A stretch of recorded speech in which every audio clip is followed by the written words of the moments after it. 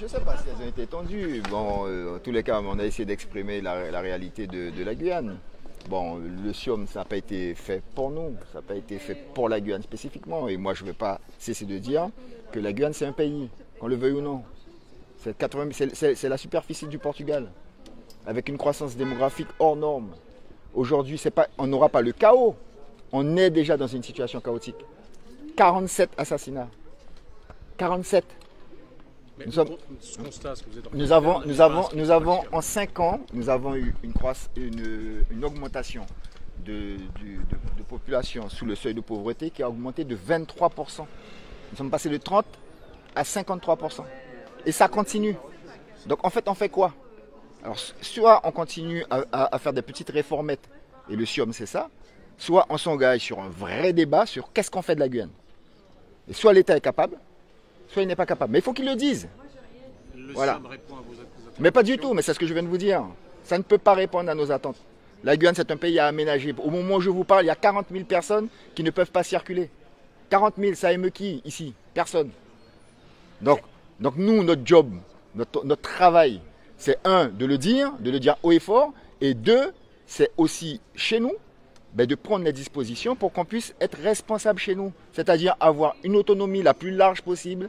C'est ça qu'on veut, nous, pour pouvoir décider. Parce que ce ne sont pas les gens d'ici qui connaissent notre pays. Vous comprenez? Et c'est ce que j'ai dit au ministre. À quoi ça sert la réunion d'aujourd'hui? En fait, vous savez, nous savons, moi je suis député, il y a une tribune, et c'est une tribune politique qu'on utilise. Nous n'avons pas les leviers. Aujourd'hui, avec moins d'1 milliard de recettes, la collectivité de Guyane ne peut pas aménager un territoire aussi grand. Et il y a eu tellement de laisser-faire par le pouvoir régalien. Nous avons terminé sur la logique et la doctrine de la lutte contre l'orpaillage illégal. C'est le dernier point sur lequel nous avons, traité, abordé le sujet avec le ministre. On a dit quoi? On a dit au ministre, comment vous pouvez nous dire, vous l'État, vous l'exécutif, que vous avez changé de doctrine, que vous ne savez pas éradiquer l'orpaillage clandestin. Ça veut dire que vous tolérez, vous capitulez face aux garimperos et vous acceptez qu'on intoxique des populations au mercure. En fait, c'est ce qu'on nous dit en fait.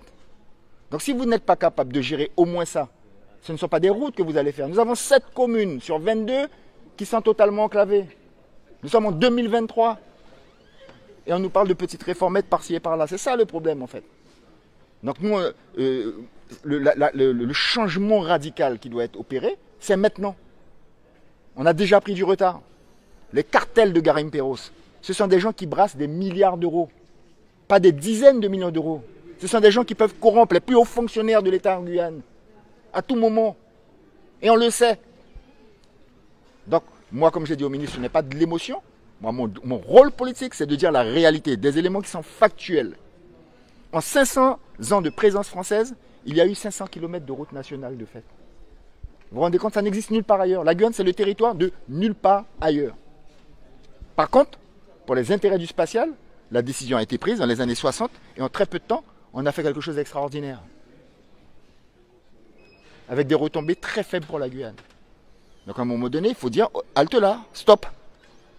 Voilà, en fait, c'est ça en fait le sujet. Le sujet, c'est quelle considération il y a pour la Guyane. Je le disais, c'est mon dernier exemple, on a abordé la question du CHU. On sait dire pour la Guadeloupe, ok, on crée un CHU neuf. Après l'incendie de l'ancien, on n'a même pas cherché à savoir s'il y avait projet ou pas, on va créer un CHU neuf. Je parle de l'infrastructure, je ne parle pas de la structure. Mais pour la Guyane, on ne sait pas le faire. On sait dire qu'on va faire un hôpital neuf à Mayotte. Mais pour la Guyane, on ne sait pas dire qu'on va créer un CHU neuf.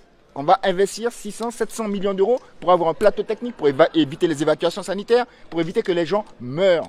Donc notre système sanitaire tue, notre enclavement tue, et ça n'émeut personne ici.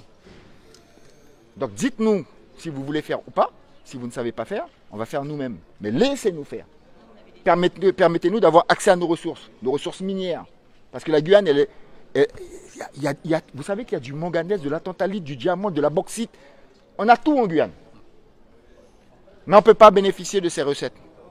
Parce qu'on n'a pas accès. Et on n'a pas accès aux fonciers. Donc on est obligé d'aborder encore une fois, 40 ans après, comment ça se fait que des gens qui sont venus voler les terres de Guyane se sont attribués les terres et considèrent que c'est à eux, donc l'État, d'administrer sur la base d'un principe du terra nullius, c'est-à-dire nous sommes arrivés il n'y avait personne, les terres étaient en friche, donc ça appartient à l'État. Vous vous rendez compte que même les autochtones doivent supplier un préfet pour avoir des parcelles de terre? Des gens qui sont là, que vous avez trouvés là, que vous avez massacrés. Un maire d'une commune autochtone, mais M. Laurent Yawalou, il faut qu'il demande des parcelles de terre à un préfet. En 2023, de quelle France on parle? Merci. Merci beaucoup. La réaction du ministre, c'est maintenant. Bah oui. On y va.